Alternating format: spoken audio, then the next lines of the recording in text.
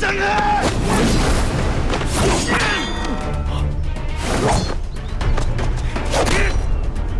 老爷！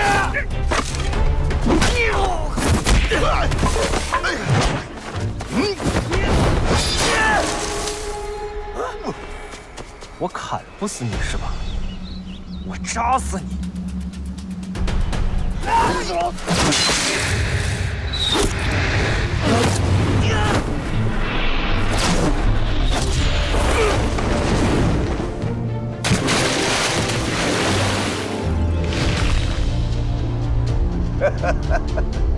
星儿啊，这个小子来了。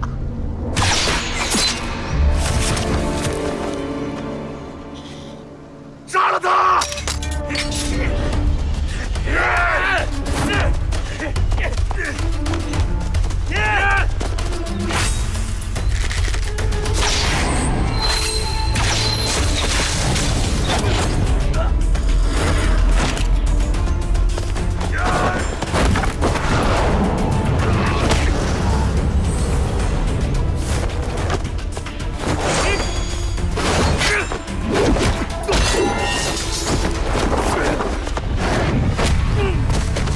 你怎么才来呀？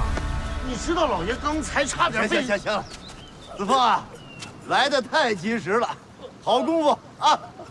哎，子枫，我都猫到这儿来了，你怎么找着的我呀？刘大人，皇上派我来召您进宫。老爷，这回躲不过去了。行吧，哎，行。哎，子枫，那你怎么来的？骑马。好，马归我，事儿归你啊。哎，什么意思啊？报官抓人呢，我去见皇上。行儿，走。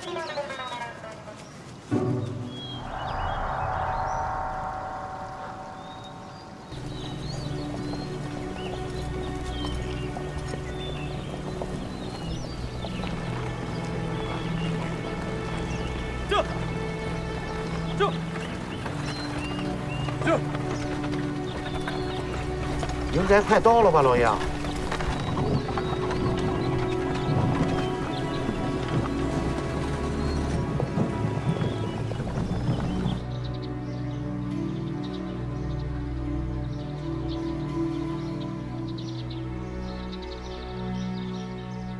贾师爷，按照时间来推算，他也应该到了吧？是啊，老爷，东厂府快到了吧？我想，咱要是到了东厂府，那肯定那些大小官员都在门口迎接你呢吧？他们会干什么？不就会干个这个？这不劳民伤财吗？谁说不是呢？也好啊，让他们知道老爷来了，干什么小心点。哎呀，有埋伏！老爷！哎，快瞅瞅去吧！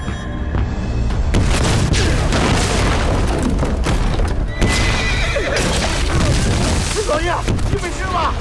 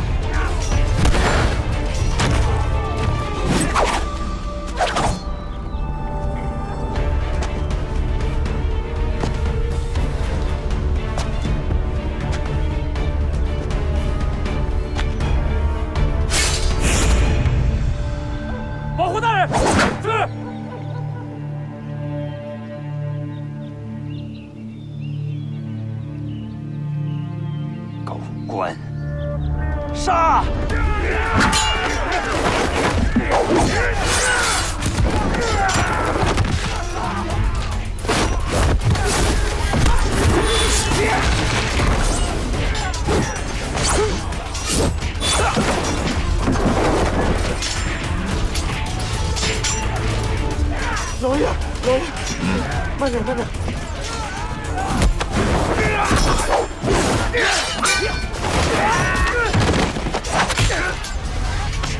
慢点，慢点，小心点，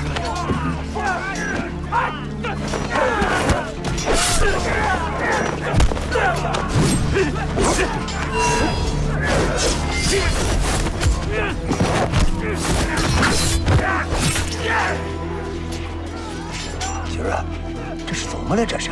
不知道啊，上来就一通乱炸。这刚到山，这出什么事了？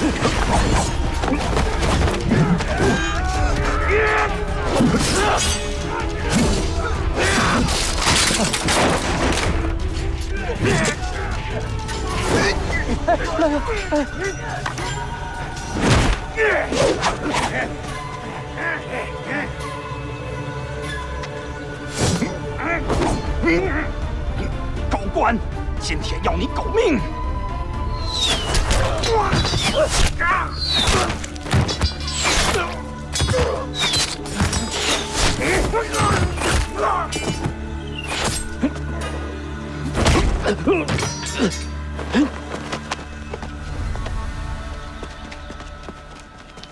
爷，你放了我老爷！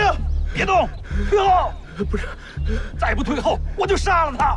别乱来啊！怎么了这是？哎，壮士，壮士，这位壮士，有话好好说。你把这东西架我脖子上，这算何意呀？这个啊，大人，对不住了，我今天要用你跟这个狗官谈谈条件。武将，大胆，敢威胁本官！狗官，你栽赃设计陷害我，还要诛我9族。今天你要是不放了我大哥，咱们就鱼死网破。你把人放了。你挟持的可是钦差大人，把人放了，我饶你不死。钦差大人，大人，草民冤屈深重，所以才出此下策，还望大人为我做主。大南，你可知道你挟持的是何人？啊，那是刘墉刘大人。你知道我是何人？我是和珅。傅大人，愣着干什么？让人把他拿下！哎，慢着，慢着，慢着，何大人，这东西可在我脖子上架着呢，我是钦差呀。刘大人，都这个时候了，你还在这儿给我争名分？行，这位壮士，本官也听出来了，你也不是奔要我这命来的。咱们这样啊，你把这东西放下，咱们有话好好说，本官一定还你个公道，如何？大人，您说话算话。你看，何大人在这儿，傅大人在这儿，绝无戏言。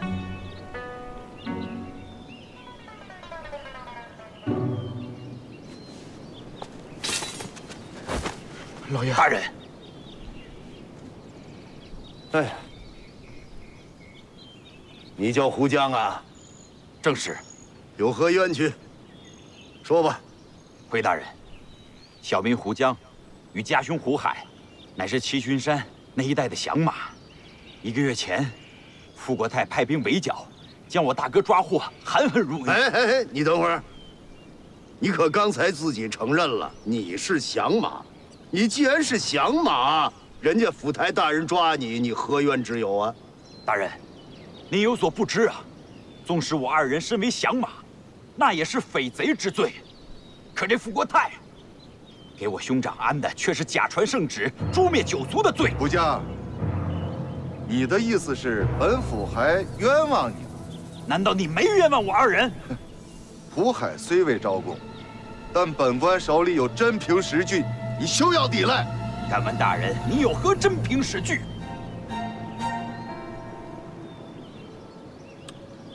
好了，2位大人，我看这样吧，此地呢也不是审案子的地方，咱们把他先押回去，慢慢审。大人，只要你能保住草民9族性命，草民愿听大人发落。那好，押起来。走。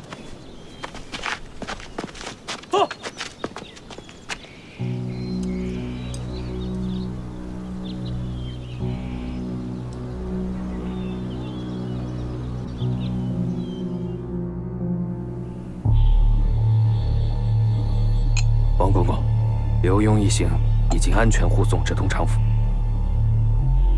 那个响马胡将，不能再让他开口。属下遵命。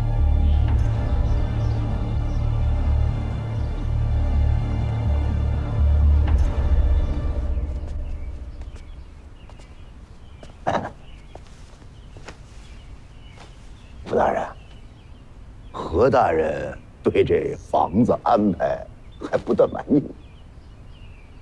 刘大人啊，这还真不是卑职有意而为，实在是我们这东昌府住房条件有限，迫不得已。好事啊，傅大人，这只能说明您上任以来清正廉洁、勤俭节约，这是好事儿。哎呀，刘大人说笑了。哎，傅大人，这个贾御史一案，您查出点线索没有？有。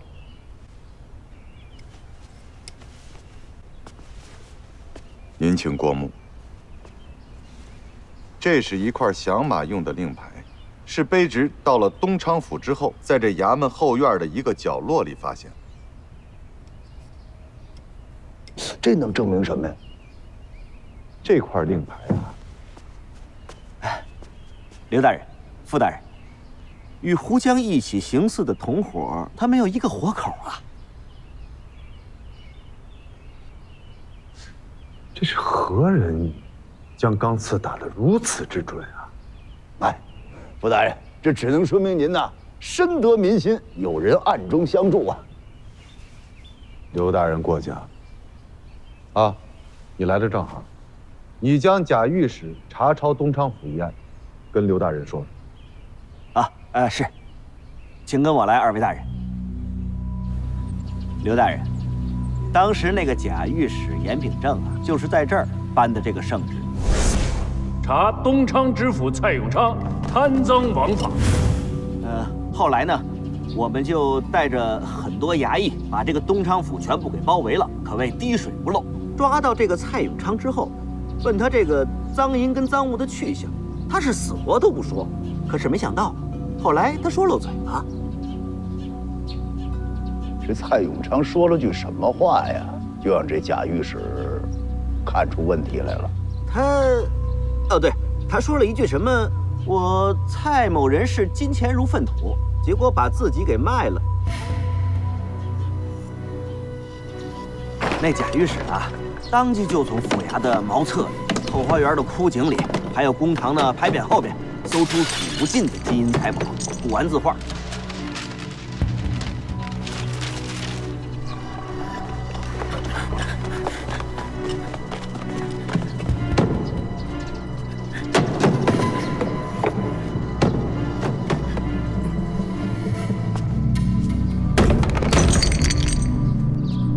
刘大人，此案看似合情合理，但却是过于牵强。您想想，单凭蔡永昌一句“钱财如粪土”，他就能抢到茅厕，那这个贾御史也并非常人。那万一要是个巧合呢？就算是巧合，那其他藏匿赃物的地方，他又是如何得知呢？二位大人，如果没有别的事儿，卑职先告退了。你去吧。是。我明白了，傅大人，您的意思是说呀，这个贾御史啊，在查抄蔡永昌赃款赃物之前，他就知道这些东西的去向，此举的目的无非就是在糊弄大伙儿。正是如此。那他跟这块令牌又有什么关系？胡家兄弟这匹响马盘踞东昌多年，我曾派兵前去围剿，但每一次，他们都能提前得到风声，继而逃之夭夭。所以卑职斗胆猜测啊，这东昌府内肯定是有人与他们暗中勾结，甚至我都敢说，东昌府知府蔡永昌就是胡家兄弟的保护伞。您的意思是说，这蔡永昌啊，跟胡家兄弟这就是唱了出双簧？没错。什么目的呢？卑职认为，蔡永昌是想全身而退。哦，在此案事发半个月之前，卑职便已得到对蔡永昌贪赃枉法的匿名举报，并同时进行调查。而且已经基本掌握了蔡永昌犯罪的证据。哦，您这么一说就合情合理了。哎，傅大人，您在查缴胡家兄弟剿匪的时候，可曾发现蔡永昌啊？或者说那些赃款赃物啊？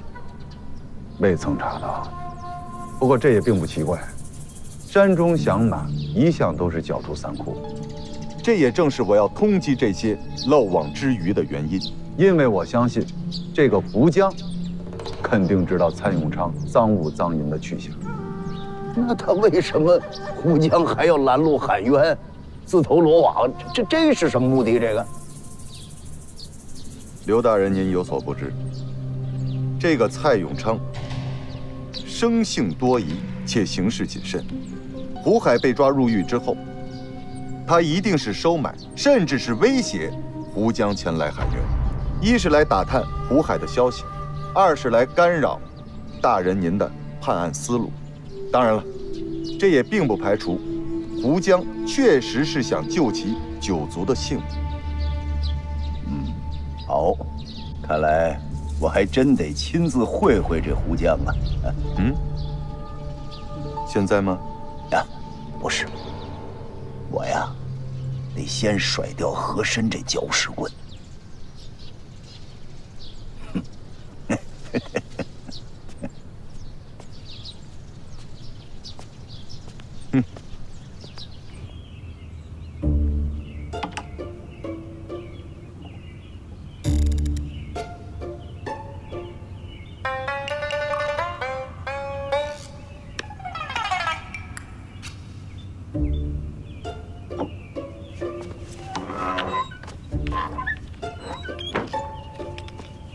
老爷，他们好像喝上了。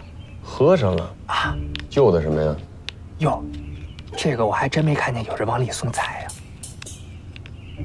干喝呀！哼，佩服。去，继续盯着。哎，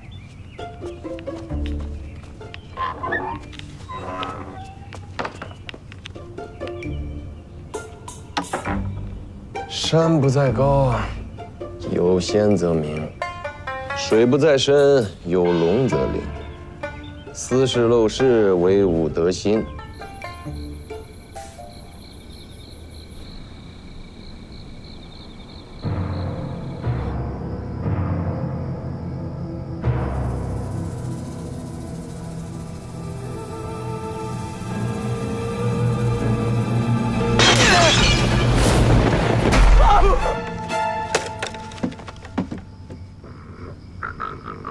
破地方，破地方，破地方！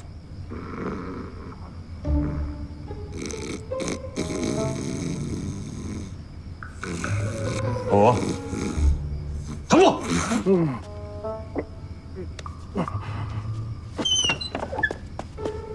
老爷，他们还喝着呢。这么大的事儿，张嘴敢胡说？你敢跟我说他们还在喝着？傅大人，傅大人，傅大人，快打杯水来！哎，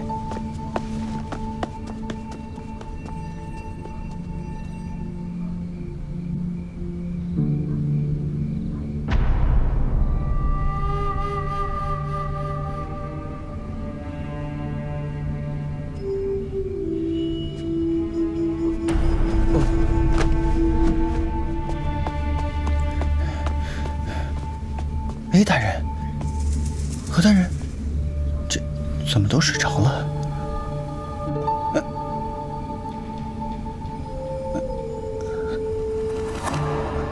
大人，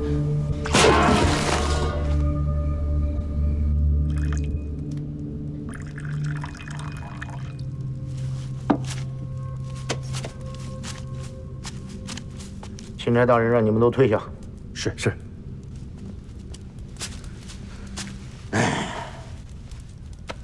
这位壮士，我今儿啊敬你一杯啊！哎，我就这么一直举着呀，是怎么着？哎，哎，好，你这倒痛快，我这还没喝呢。行，早喝也是喝，晚喝也是喝啊。酒还不错。副将士，人非圣贤，孰能无过，对不对？我相信你们哥俩呀，落草为寇也是万般无奈，迫不得已。不然的话，咱们大清现在盛世，放着好好的日子，谁不想好好过呀？我说对不对？是啊，我们兄弟二人也是被逼得走投无路，所以才落草为寇。可是话又说回来了，毕竟是落草为寇，为祸一方，这个罪过死罪难免。但是你放心，我会想尽办法保你九族的性命。大人相信我们兄弟二人与假传圣旨无关。这个信与不信呢，它不是我说了算的，我们是讲证据的。大人，你想知道什么？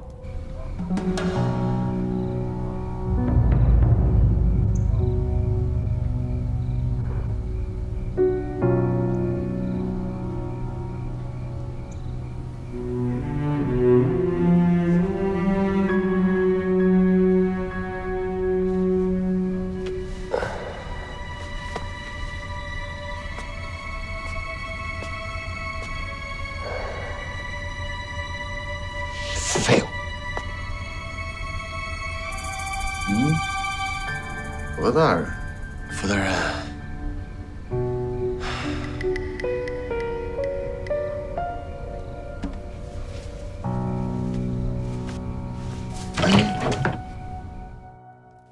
哎，今儿啊，我呀，很想夫人，你知道吗？我知道。我这一想啊，我这心里头恼啊，你明白吗？明白明白。哎，走。刘大人，哎，哎呦，两位大人，你们怎么在这儿呢？啊？邱大人，您这是因成性，醉梦醒时却是山阴呢。他喝醉了吧？他啊？别装了。没想到我们俩能醒过来吧？啊？什么呀？敢问钦差大人，您这是在哪儿喝的酒啊？跟胡江喝的。胡江？那胡江跟您说了什么了吗？他说他呀之前有块令牌丢了。他肯定还说，那块令牌是我偷走的，对吧？对，就是这么说的，就是这么说的。行了，钦差大人，您喝的也不少了，赶紧回去歇息。那也好。咱们改天聊，改天聊。哎呀，这个刘大人啊，当钦差可惜了，应该去唱戏啊。傅大人，刚才您二位说的令牌，胡大人，您也回去歇息吧，卑职这头还晕着呢。这刘墉也真是，太不是个东西了，连老爷也敢骗。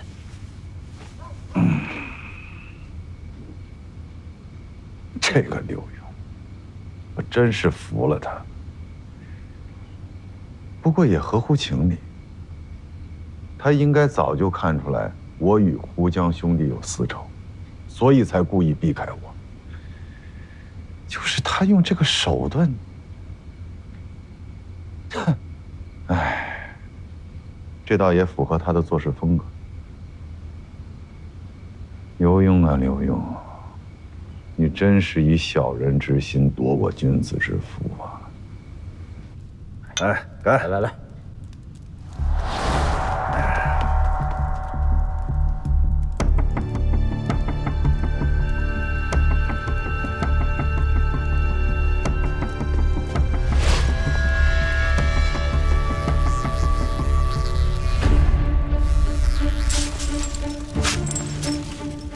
不要过来！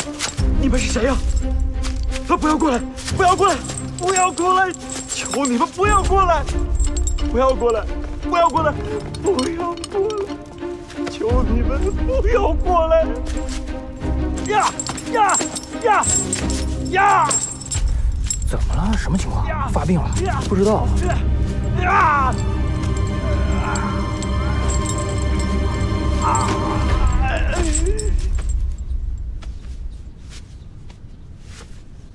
老爷啊，不是我说你，你甩开和珅还有情可原，可你没必要把傅大人也甩开吧？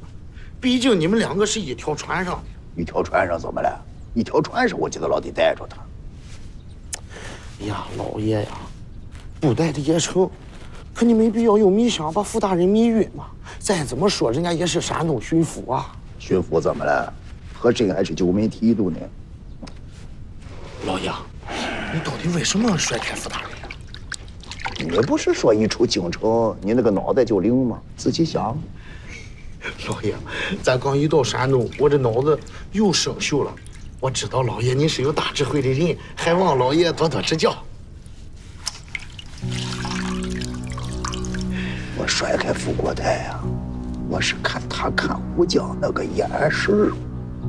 眼神？傅大人眼神不好，走不了夜路。这，你没看见他看武将那个眼神吗？一进东昌府我就发现了，很阴险呀。阴险？哎，老爷，你是说傅国泰想阴虎将？哎，这就是个瞎猜嘛。所以啊，我审他的时候，我把傅国泰我给甩开了。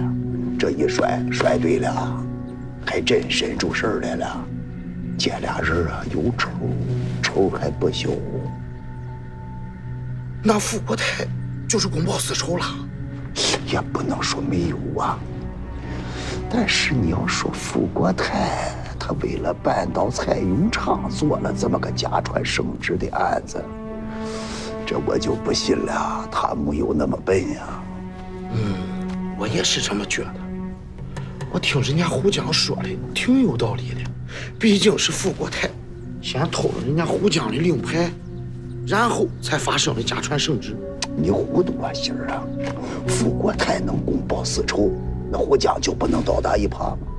哎呀，老爷，那他这耙子打的也不准啊！人家傅国泰早就知道他会这么说了。他怎么知道？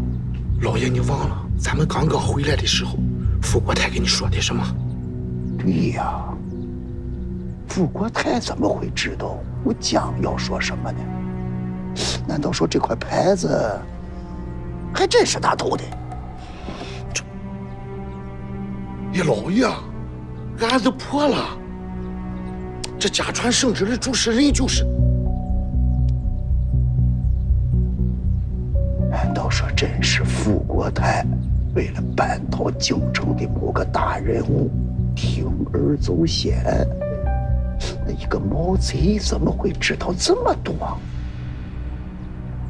小人，通知傅大人，提审胡将。好嘞。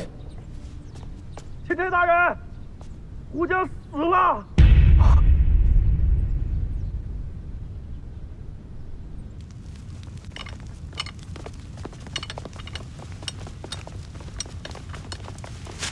大人，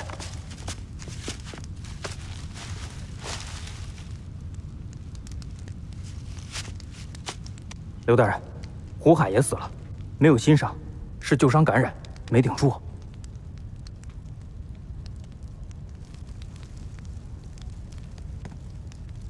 有人看到什么，听到什么没有？回大人，胡将死之前仿佛发疯一样，喊了很多胡话。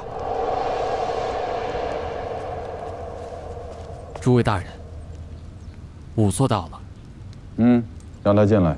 是。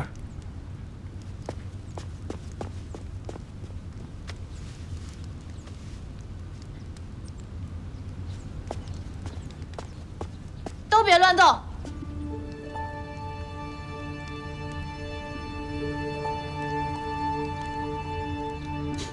傅大人，来了个小娘子，这是怎么个意思啊？哎，诸位有所不知，这位是我们山东境内最有名的仵作邱燕飞之女，邱梦兰。你父亲呢？回府台大人，家父身体有恙，不便前来。这位姑娘，请叫我仵作。麻烦请你让一下。哦，好。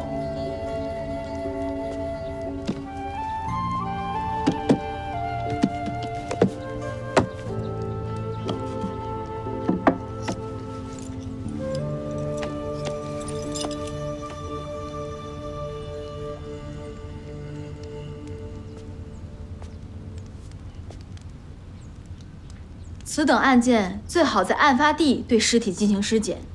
如今尸体转移至尸房，太多的线索和证据都给弄丢了。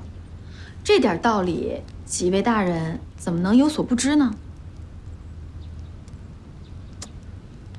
邱猛男，哎，傅大人，这个邱仵作说的是对的，这个确实是我等大意了。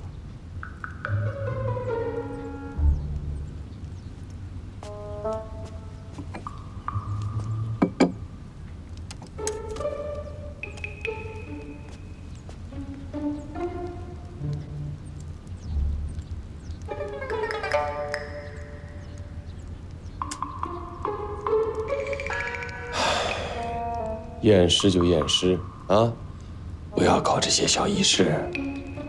死者为大，请放尊重点儿。你知道我是谁吗？何大人，邱仵作说的有道理。你，哎，何大人，您要是不愿意在这儿待着，这样，您上门口休息啊。那卑职陪何大人在外面待会儿。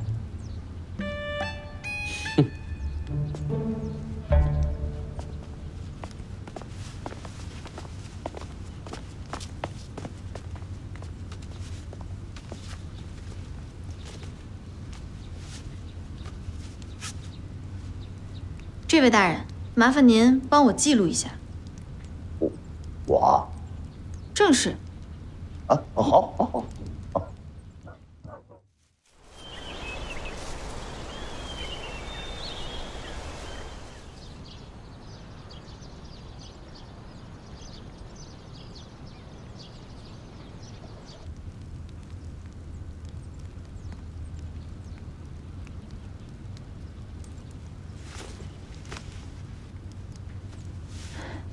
填写死者无中毒迹象。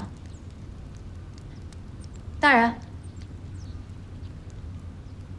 大人，大人，好。写完了吗？前面的都写完了。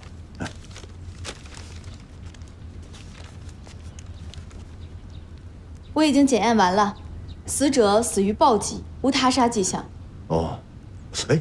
那他脖子上那道抓痕，那是他自己挠的，何以证实呢？你去看看他指甲就知道了。哦，这位姑娘啊，请叫我仵作。仵作姑娘，你可知他死于什么暴击？如果大人能征得家属同意，我想抛尸。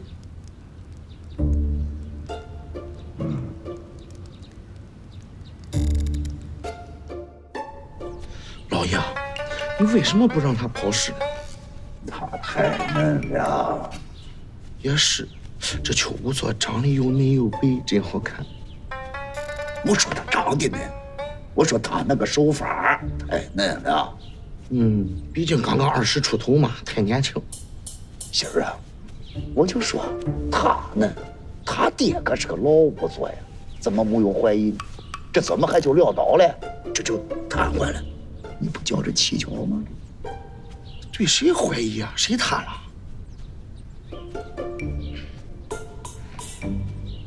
哎，老爷，你觉得这个胡江到底是怎么死的呀？不是说病死的吗？老爷，你快别兜圈子了。不是说邱仵作判断有误吗？我没说过，我说他说的对。人嘛，吃五谷杂粮怎么能不得病？有什么大惊小怪？老爷，你是不是糊涂了？你想想啊，胡江刚跟你说完富国台的事，他就病死了，你不觉得哪里不对劲吗？心儿啊，你觉着哪儿不对劲儿？这分明就是傅国泰干的，杀人灭口。哦，婶儿啊，那这么着，你现在就去办人毒计，把他抓了。老爷，我就是随便一说，我再给你念钱。行了，别念了。走信儿，咱们呢看看去。死了好，死了干净，死无对证。老爷，还是您高明。胡说八道什么？这话如果让别人听见，以为这事儿跟我有什么关系？奴才不是那意思，奴才是想说……你想说个屁！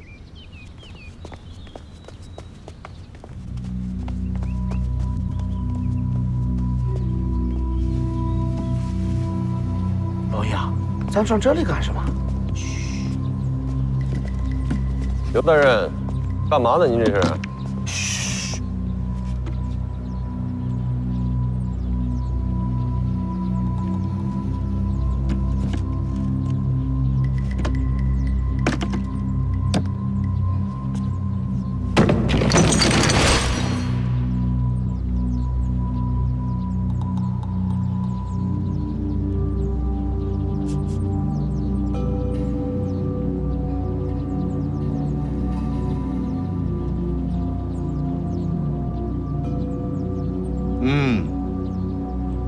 这就对了，味儿不一样就对了。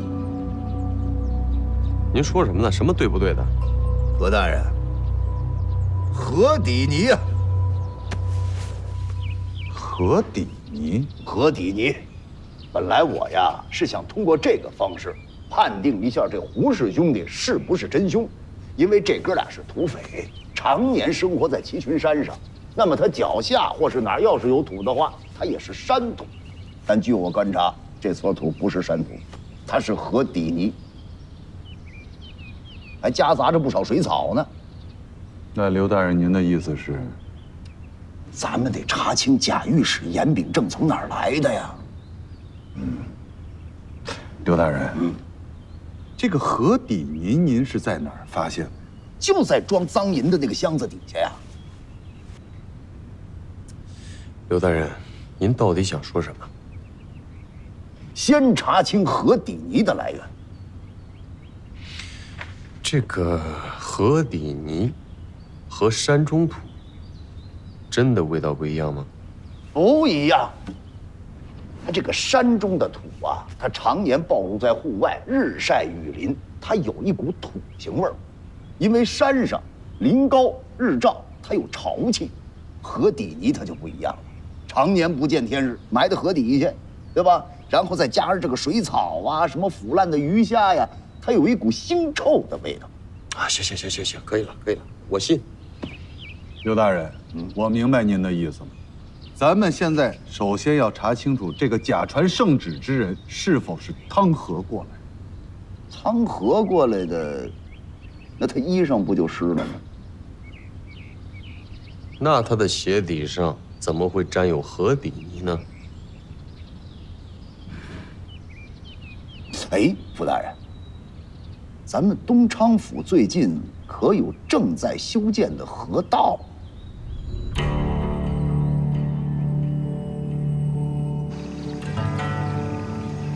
刘大人，这就是东昌府正在修建的河道，后来因为经费问题，停工了数月。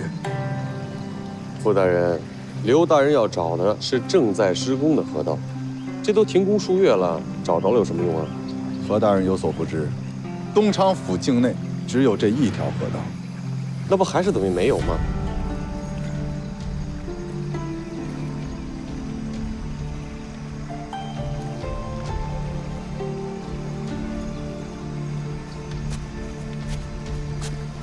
没什么线索。现在河道都种满了，即便是干的，它也是杂草丛生，哪儿找线索去？你看，我刚才说什么来着？不过呀，那个贾御史，他一定是从河道那边徒步过来的。他不是说了吗？他抄了蔡永昌他们家之后，是用马车拉着蔡永昌跟财物。那么这个马车就一定是在附近租的。卑职明白。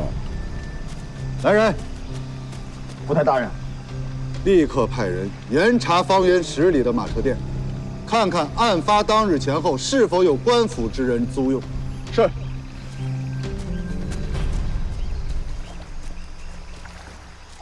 龙妈，您先忙吧。好，那我先去做饭。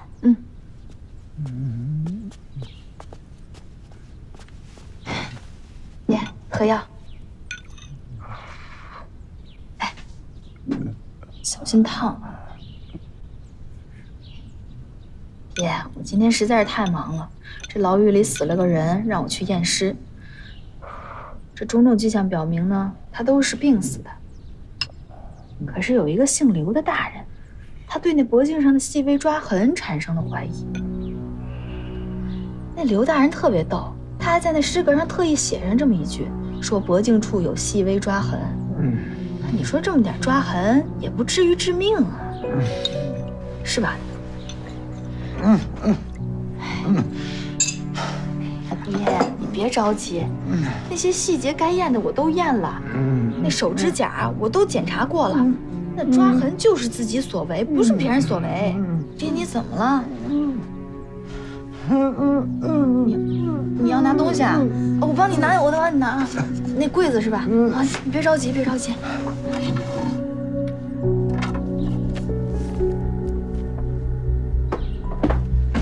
爹，是让我给你拿这个吗？这仵作手册。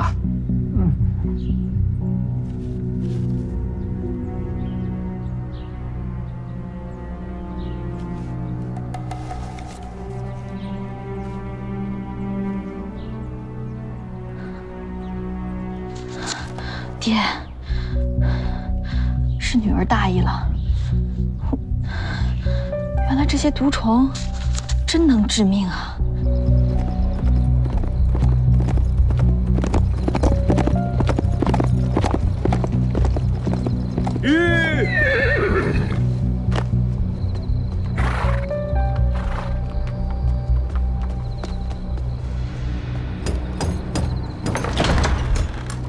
上得马庄。是的，大人。就在假传圣旨案发的头一天，确实有一伙自称是官府的人到达了上德马庄，他们在那里租用了2辆马车，之后却没有还回去。数日之后，马庄老板在城郊的树林当中发现了被遗弃的2辆马车，据他所说，其中1辆有被改动过的痕迹，是不是改成囚车了？大人恕罪，这个卑职尚未查清。甭查了，肯定是。吴大人，这就对了。您想啊，他是从河道那边来的，他还得回到河堤那边去呀。这河道上不能通车，他得找条道，不是？来，你告诉我，这马车的位置在哪儿啊？大概在这地方。没错。附近有桥吗？的确有一座小桥，但是根本就无法通过马车。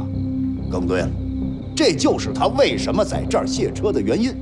您想啊，他带着那么多金银财宝，他得换个小车他才能走啊。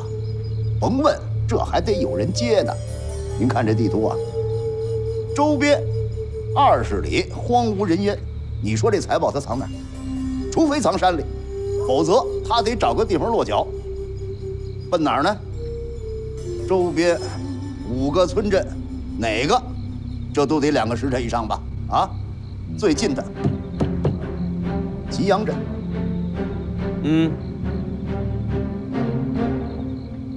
那这个贾御史还有那批赃银，就在吉阳镇。哎，何大人，我可没这么说啊，这是您猜的。我是说，他们要万一去了，肯定能留下痕迹。刘大人，我马上派人前去调查。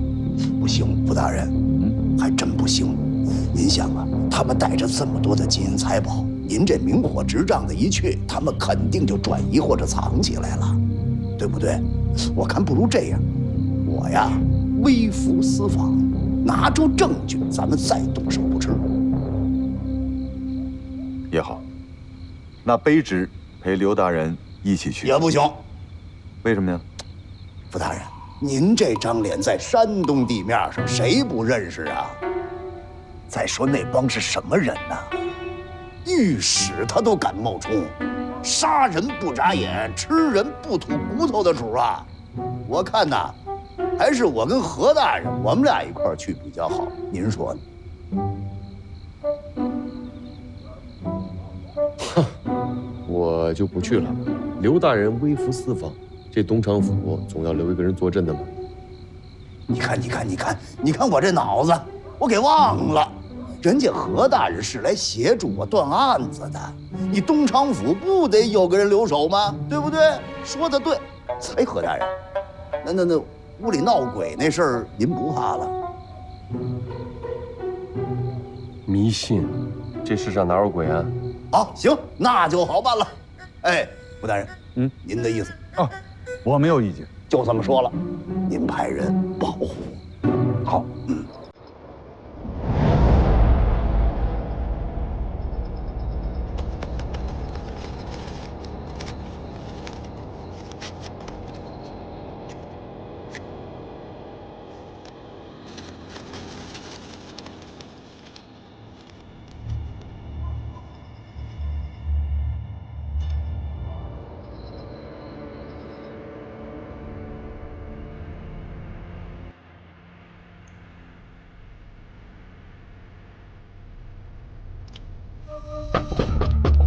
谁呀？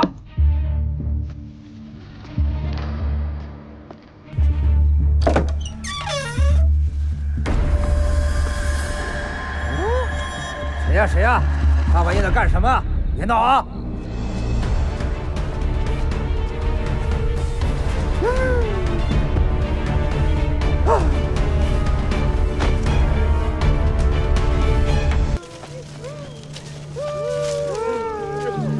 老爷啊，看来今儿个不宜出门啊。人生一世，草木一秋啊，都有凋零的时候。来，给人家让让道。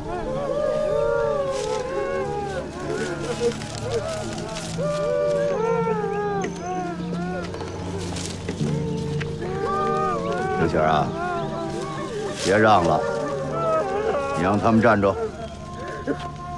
快点！哎，站住！你们是干什么的呀？没看见我们这儿出殡的吗？敢问，死者是何人呢？是我父亲。你父亲？你亲爹呀？当然是亲爹了。不是，你这人怎么在这儿胡搅蛮缠呀？赶紧滚蛋！逆子！你骗得了别人，可骗不了我。要叫我说，你父亲根本就没死。你听听你刚才嚎丧那个动静，你那哭声就不对。什么不对啊？你说在这儿胡言乱语。是我胡言乱语吗？这古人云呐，夫人之所于亲人者，有疾则忧，临死即惧，既死则哀。你听听，你哀吗？我没听出你哀来，我就听出害怕来了。要叫我说，该不是你这个大逆不道的子孙把你亲爹塞棺材里要活埋吧你？哎，乡亲们，你们千万别听此疯人在这儿风言风语，他就是你敢不敢把棺材打开，让大伙儿都看看？胡闹！家父尸骨未寒，岂能容你在此放肆？那就是不敢呐。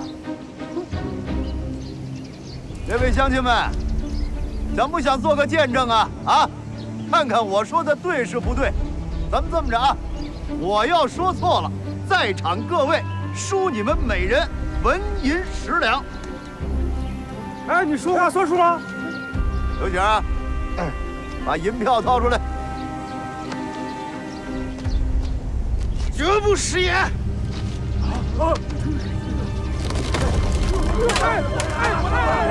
乡亲们，乡亲们，在侮辱家父呀！别！他今天要是说错了，乡亲们，不但要他银子，还要打死他。老爷，这回弄不好咱们就要被打死，这次是不是玩大了呀？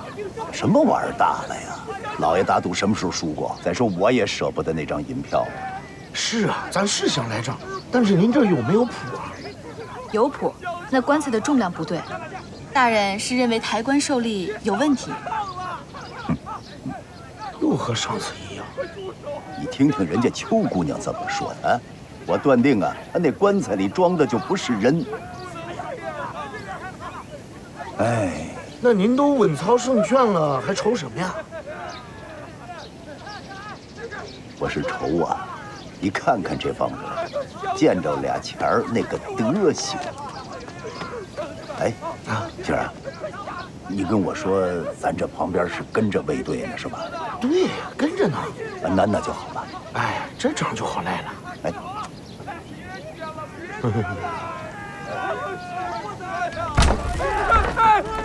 哎呀！住手！住手！不能抢！不能抢啊！哎呀！哎，看看，看看！别抢了！别抢了！发什么呆呀？叫人拿下呀！对，别抢了！救命吧！来人，拿下！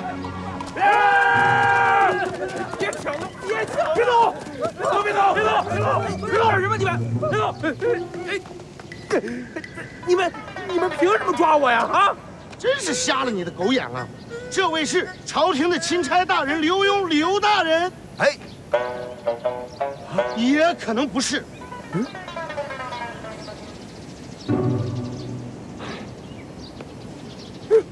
钦差大人，钦差大人，饶命啊！钦差大人，这我什么都不知道，这事儿也是他们雇我这么干的。谁雇的你啊？是哦，他们现在还都在我家呢，进镇子左手边第一家。刘显，留几个人在这看着，其他人跟我走。是，你们俩在这看着，你们几个跟我们走。是。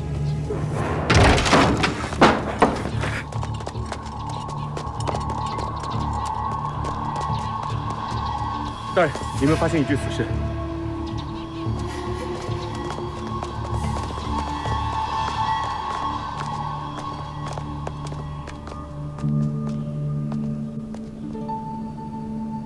大人，刚死不久。仔细看一眼。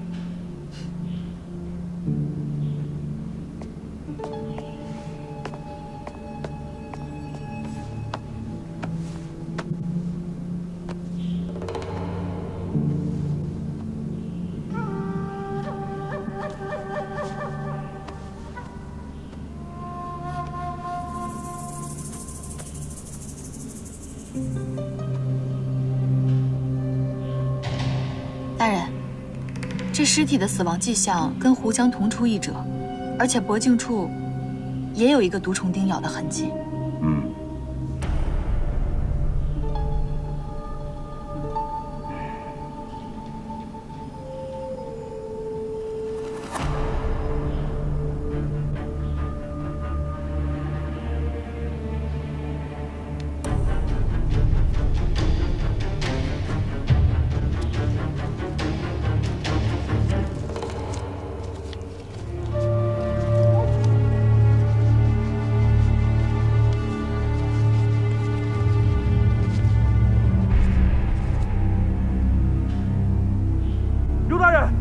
留在镇口的捕快全被杀了。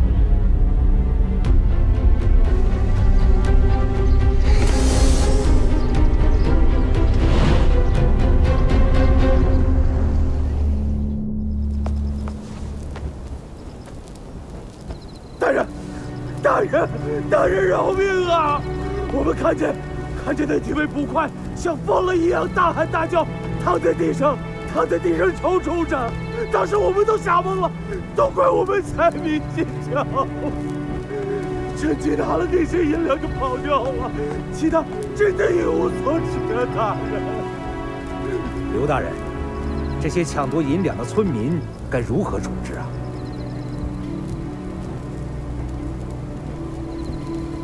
他们也是见财起意，也是初犯，从轻发落吧，一人20大板。是。大人，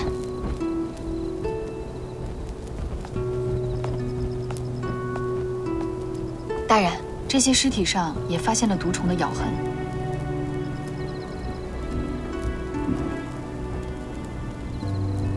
这会儿你父亲要在就好了。对不起啊，大人，我要带着那手册就好了。没事儿。明天啊，把屋里那具尸体，以及所有这些尸体一并带回东昌府验明正身。你们县官呢？回大人，他正在赶来的路上。胡闹！小小吉阳镇，1天之内8条人命，他还在赶来的路上。回大人，这个确实是小人的失职。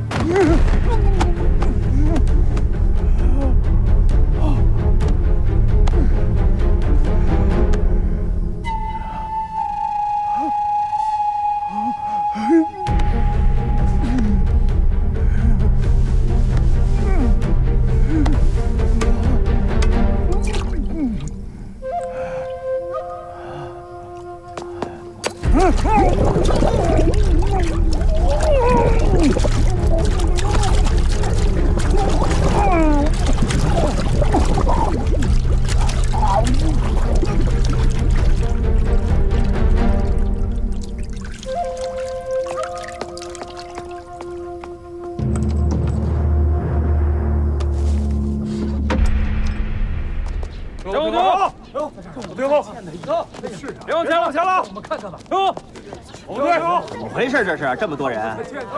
同志大人，邱仵作人缘太好了，乡亲们知道情况，都想来送他最后一程，所以让他们赶紧散了，保护好现场。哎，好嘞。大哈叔啊，六舅老爷。行了，全回点。乡亲们，回去吧。怎么样？您查出点什么结果没有？验了。那个谁，把诗歌拿过来。不用，您直接告诉我就行了。邱先生是死于意外，溺水身亡。溺水？对，溺水身亡。就这小鱼缸，给人淹死了。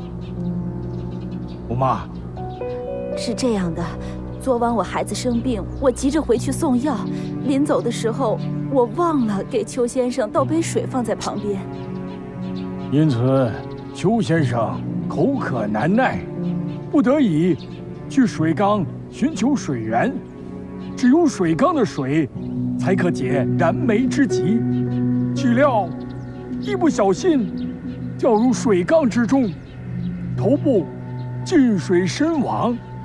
您分析的呀，是真有道理。哎，快，扶我六舅老爷赶紧去休息。快！对了，来人，你带着他去路份口供。哎，快去吧。贾大人，怎么样？我六舅老爷宝刀未老吧？啊，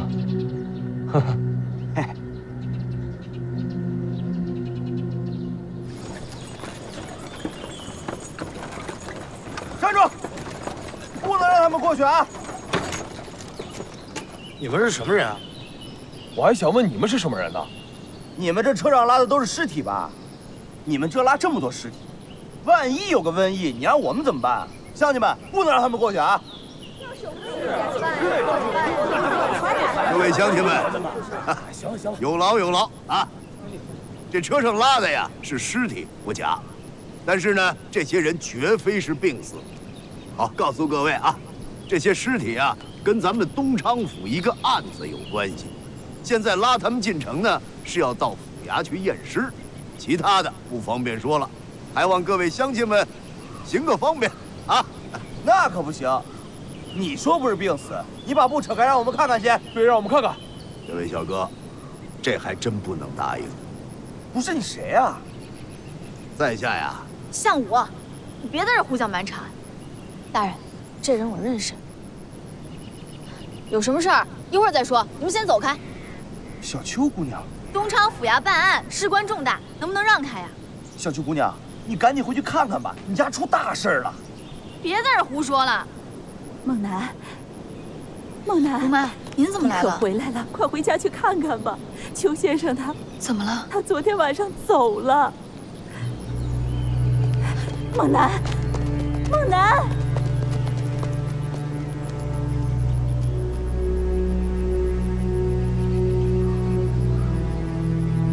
哎，不能过啊！这二位小哥怎么不听劝呢？那可不行，您不能过！要再这么纠缠下去，可就触犯大清律了啊！福儿，大白天的瞎嚷嚷什么？你看他后面拉的全都是尸体。哪儿来的尸体啊？这我方才讲过了，不方便告知。您怎么称呼啊？我叫刘墉。您是左都御史刘墉？不错。大人大名如雷贯耳，在下早有耳闻。您大白天的拉这么多尸体，从这儿过可以，但是您得让我看一眼，也给乡亲们个交代。这我方才讲过，不方便。没事，不劳大人动手。哎，秦大哥，别这样！都给我让开！秦大哥，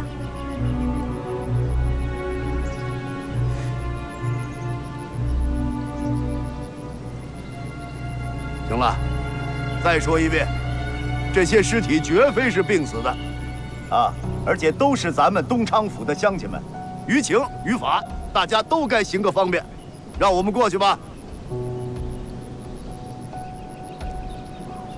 秦大哥，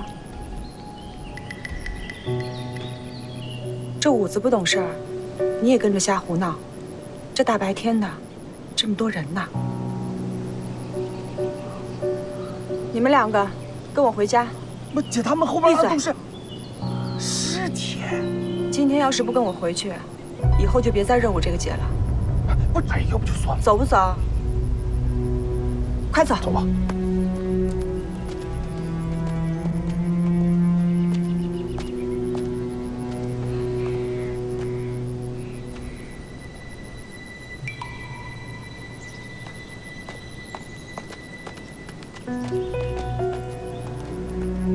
姐儿啊，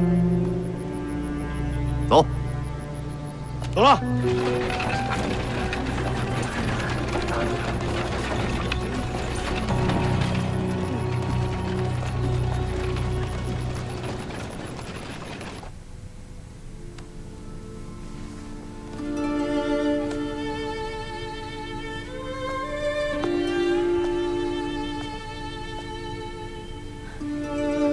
我爹是怎么死的？你爹是溺水而亡，你也是仵作，这溺水而亡的特征，你也应该知道。没有外伤痕迹，也没有内伤反应。我做了这么多年仵作，我可以确定。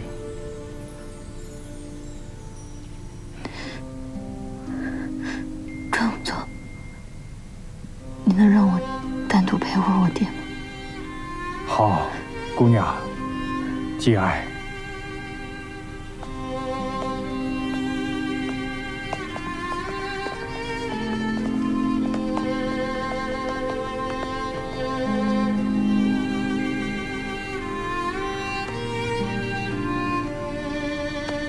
爹，爹，你醒醒！你不是昨天还好好的吗？我跟你讲那么多话，你都还回应我。你吃饭吃的也挺香的，你今天这是怎么了？你说话呀！爹，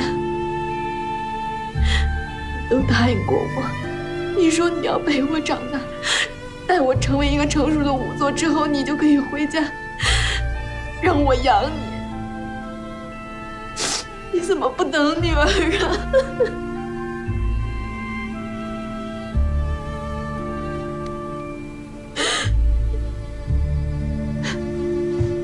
爹，你醒醒！你能不能睁开眼看看我？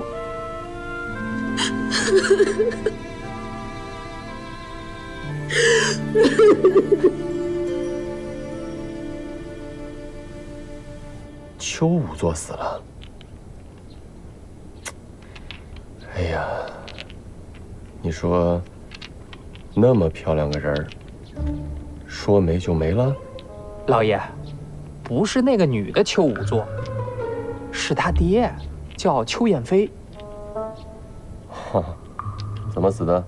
听说是在鱼缸里溺水溺死。胡扯！对呀，我也觉得胡扯呀。多大个鱼缸能把人溺死？我听说是脸盆那么大的。老爷，此案必有蹊跷。不是这个事儿，怎么没人告诉我呢？老爷，您是钦差大臣，咱是专门跑过来侦办假传圣旨这样的大案，死个仵作这样的小事情，谁敢劳烦您呢？贺福，哎，你说你跟着我这么多年啊，一点真本事都学不会。老爷，我该死。就这个拍马屁的功夫啊，拍的我还挺舒服啊。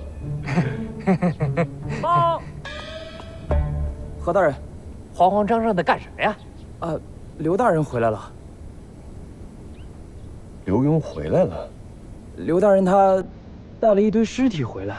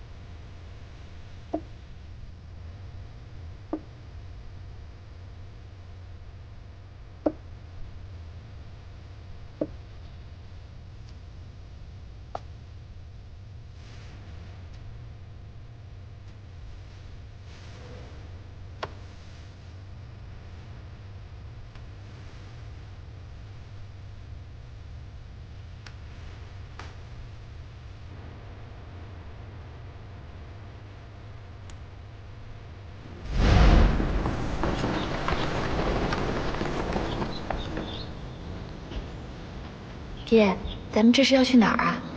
回老家去。回老家？真的？咱们都好久没回去了。爹在老家东昌摸过份差事，以后天天陪着你，我们再也不分开了，够踏实的是吗？太好了，这样我就能天天跟您待在一起了。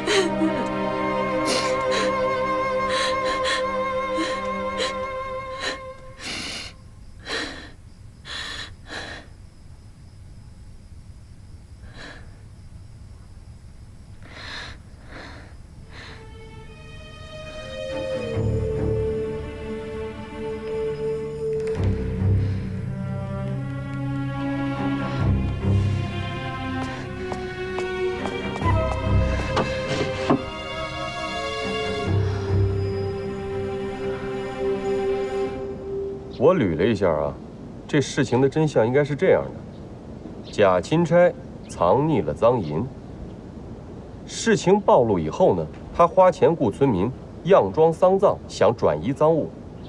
对了，刘大人，您收回的那些银子，数目不对吧？我调查那个假钦差，搜刮的财物可是数不胜数啊。我就找着这么些。行，那就当是转移了部分赃银啊，然后被您刘大人识破了，双方遇到了，打斗了起来，再然后这几个人和他就都死了。刘大人，怎么死的？中毒而死啊！都是中毒而死啊，跟胡江的死法如出一辙。不是，如果照您这么说，应该还有第三方。刘大人，您是否进行过尸检？邱仵作已然验过了啊，而且呢，您是没看出来，他们每个人的脸上和这脖子上啊，都有那个小虫叮的小眼儿。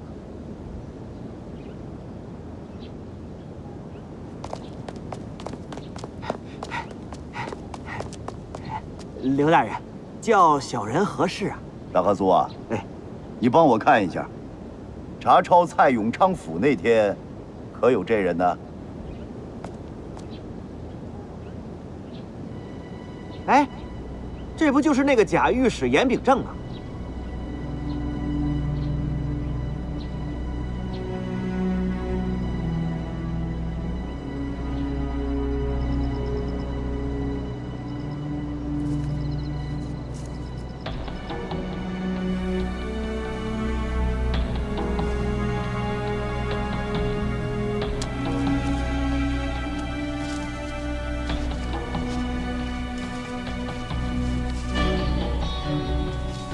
严秉正这个钦差是假的，可他手里的圣旨残片却是真的。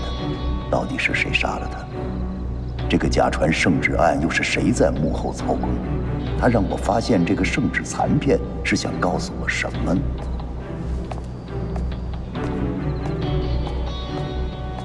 刘大人，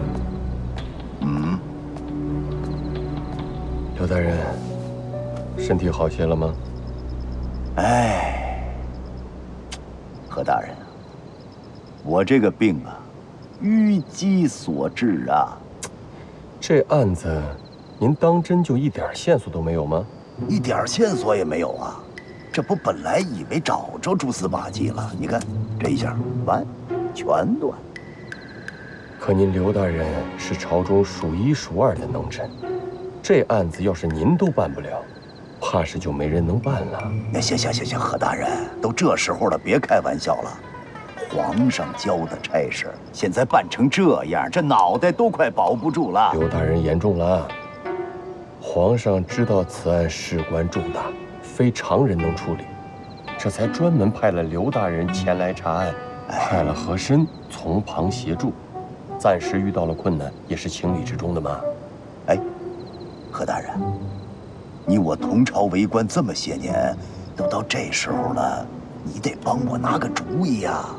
这主意我可拿不了。哎，您是专人专办专案，我就是个从旁协助的，一切事情啊，您一人定夺。我定夺什么呀？我现在我一点主意没有啊！我现在是刘大人，实不相瞒啊，和珅这几日也是寝食难安。皇上给的期限马上就要到了，咱们要真是一点线索都没有，你我都是难辞其咎啊。所以我想了又想啊，不如我先回京面圣啊，跟皇上那儿好好求求情，争取给咱俩多宽限几日。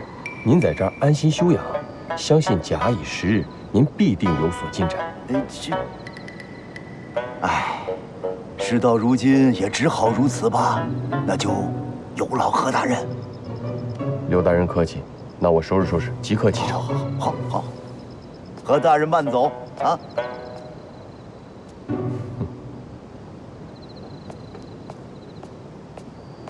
我兄弟二人落草之后，一直盘踞在七群山，干着一些打家劫舍的勾当。后来，上一任东昌知府被调走，蔡永昌接任，他派人找到我们，说要跟我们谈合作。他负责保护我们，负责在每次官兵围剿的时候提前通知我们，而我们则负责替他排除异己。排除异己，对，去年3月，富塘知县傅德在家中死于非命，那就是我们干的。哎，你说这福德是不是山东巡抚傅国泰的侄子呀？正是。好家伙，你们这个连巡抚的侄子都敢杀啊！可以。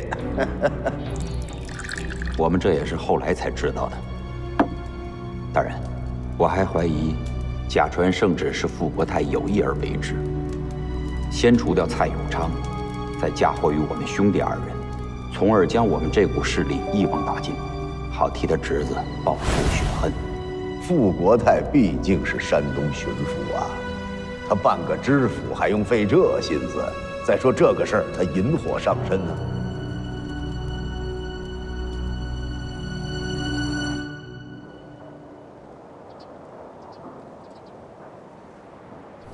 你说刘墉病得不行了？刘大人确实病倒了3日，之后，他便说需要休息，不方便办案。可奴才看，离您给的20天的期限剩没几天了，就着急先行回宫面圣，向您说明情况。好，朕知道了。皇上，那东昌府那边，奴才是不是马上返回去？不用了，你车马劳顿，回去休息吧。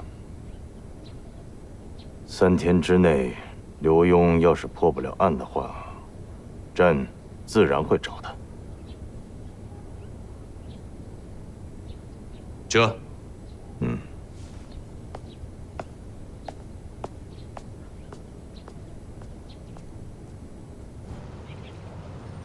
就这个高度，再撑一会儿。哎，还要撑多久啊？撑不住。哎，哥哥，那个我有事儿要离开一下，记住啊，这等我回来手才能放下来啊。那有多久啊？甭管多久，这个靶场我说了算。大胆！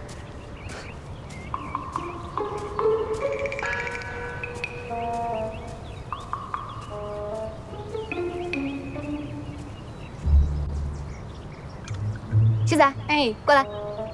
哥哥，你怎么给放下了？贺侍卫不是让您举着吗？他走了又看不见。他也是为您好呀。您不是要学枪吗？您别说，贺侍卫教的就是比那杨教官好。教的好有什么用啊？目中无人，自以为是的，还谁都看不上，要不然早被皇上委以重任了。我觉得贺侍卫这个人挺贴心的呀。你怎么看出来的呀？他自小啊无父无母，被我爹收养，我怎么没看出来他暖？也是没见过他那狼狈的样子啊！贺侍卫还有狼狈的样子，那我真是想象不出来。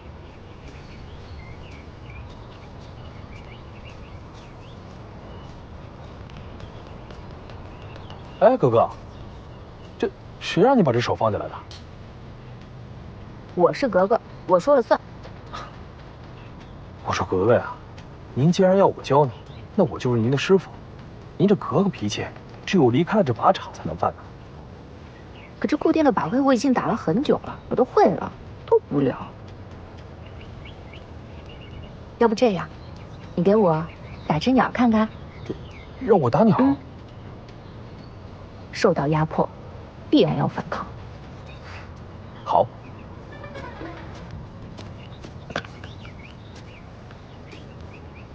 打个鸟，那还不是手打把掐的？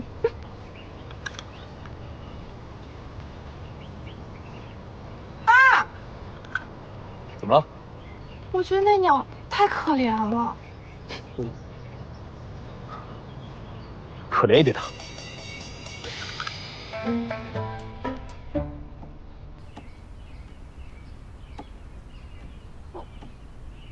皇上。之前奴才跟您说那事儿，您什么事儿？皇上，六王爷刚刚说，想让婉儿格格去趟山东。嗯。哎呦，奴才张嘴，张嘴。哦，不是朕不想答应你，实在是依照大清的律例，婉儿格格是王府的家眷，岂能随随便便离开京城啊？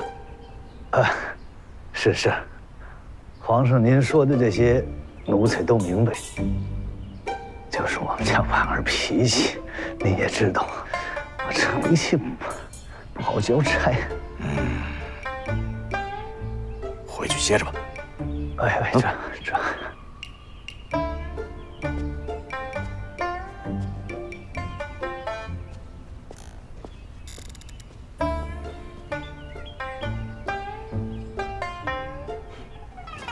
贺侍卫，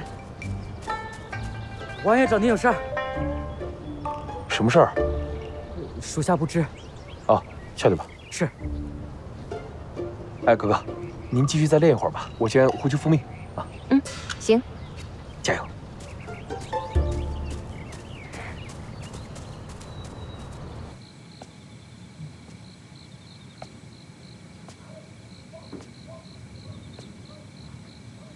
我看这个贾御史查蔡永昌府一案，同时呢还有一个叫三娘索命案。蔡永昌的三夫人怀有身孕，备受宠溺。大夫人和二夫人因嫉妒生了杀心，便合谋将其毒死，并将尸体封在祠坛内，藏在花园的枯井下。蔡永昌被抓，其家人抢夺财产时，两位公子发现了井下藏尸，当场吓死。俩年轻力壮的大小伙子，这说吓死就吓死了。仵作验尸的结果就是两位公子因惊吓过度，心脏出血，导致心脏骤停。两位夫人也因悲伤过度，同时又自觉难逃法网，便上吊维持自杀。俩人一块现在，完之后一块上吊。老爷，你都想了一个晚上了，早点休息吧，别把身体熬坏了。多那什么？来，坐下，跟老爷聊会儿天。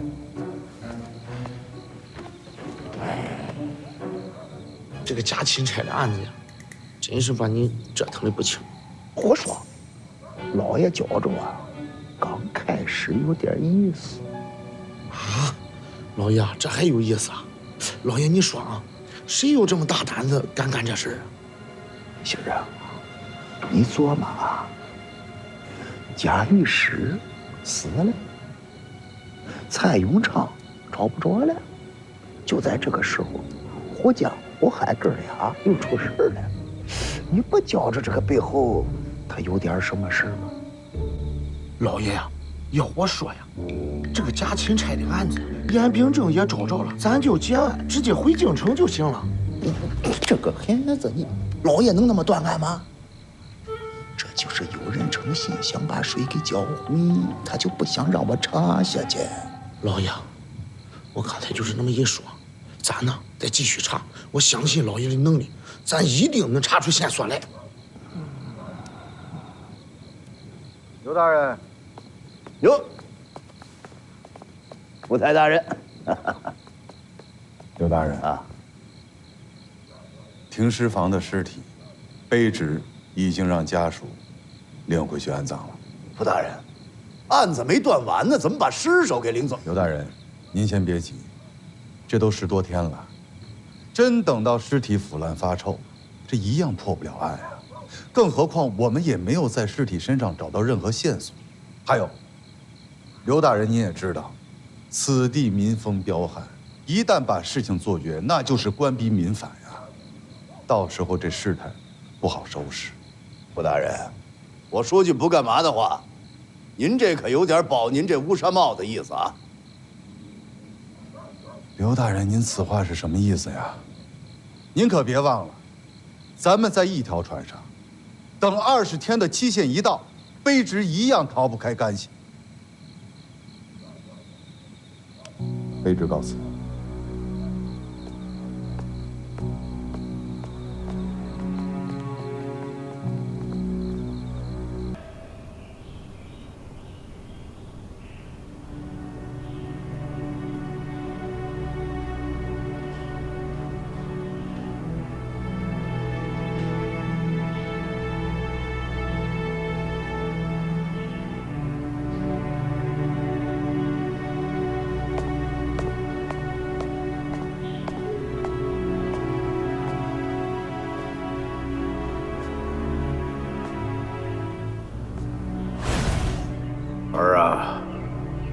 事情刚刚发生的时候，所有的矛盾都集中到你那儿，特别是那个和珅，他联络了朝内的大小官员，上奏皇上准备弹劾你。要不是为父左右逢源周旋，恐怕皇上早把你给法办。让父亲大人操心，孩儿深感愧疚。可孩儿真的没有其他办法了。国舅爷，要不您去找找富贵妃？哎，还嫌宫里的事不够乱？啊，奴才知错了。儿啊，你妹虽然贵为皇贵妃，可是她有她的难处啊，你千万不能去麻烦她。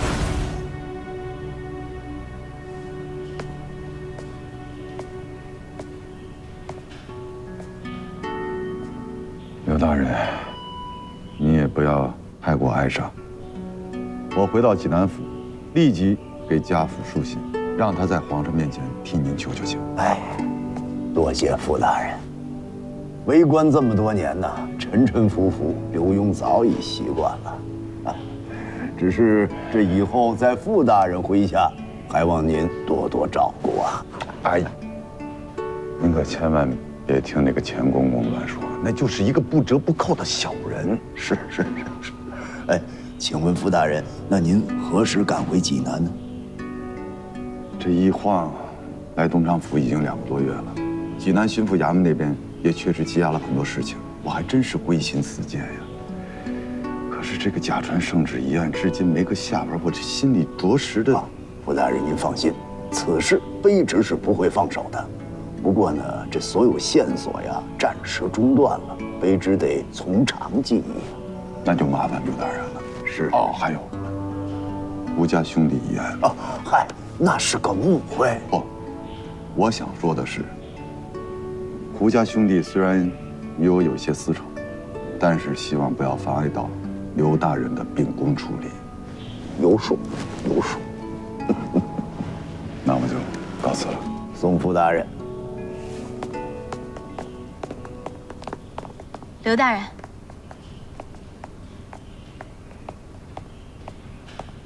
刘大人，府台大人，刘大人，卑职前来报道。哎，还报什么道啊？应该说呀，我们从今儿起开始上任。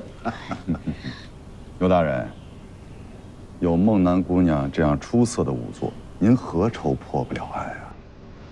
哎，告辞。傅大人，大人，你这，哎，慢走，傅大人。能与大人共事，卑职3生有幸。大人，卑职有一请求，不知您可否答应？啊，你说。卑职想拜您为师，从今儿起跟着您学断案。行吧，行。那您答应了？哎，想学断案，咱们就跟着学吧。拜师的事儿，咱们以后再说。啊。那大人，您是不是觉得小女不配呀？没这个意思，我是说呀，考虑考虑。你得达到做我徒弟的标准，咱们再行拜师之礼。快受徒弟一拜。哎，不必，干什么这是？起来啊！起。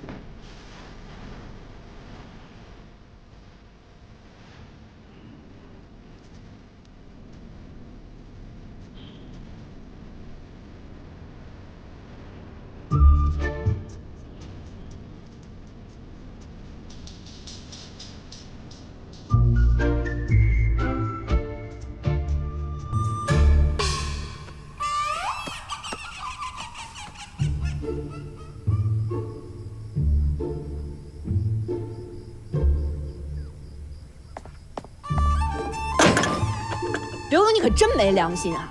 一声不吭就跑了。你知道你来山东这些日子我有多担心你吗？天天惦记你吃没吃好，睡没睡好，是不是又遇上什么麻烦了？有没有生命的危险？我这一想就一宿一宿的睡不着觉，你知道吗？让夫人费心了，夫人那枪是……你别给我打岔。本来我还想着这次来了是不是对你好一点，不再打你骂你了。可你倒好，直接让皇上贬为庶民了。知府？没我你知什么府啊？你知不知道，这是我费了多大的劲儿在皇太后那儿帮你求来的？不知道。你现在知道了？知道了，知道了。你知道了还那样？我没那样啊。你还想怎么样啊？啊，那副色眯眯的小眼神儿，那手还握那么紧。哎，夫人，不是刚才跟您解释了吗？是他非要给我磕头拜我为师，我这双手一扶，这让您给看见了。什么拜师呀？你别给我再糊弄，我这都是借口。不是，夫人，真不是。哎呦，夫人，孟楠这姑娘啊，刚刚死了父亲，而且父亲死得还很蹊跷，她这不是报仇心切、断案心切吗？可以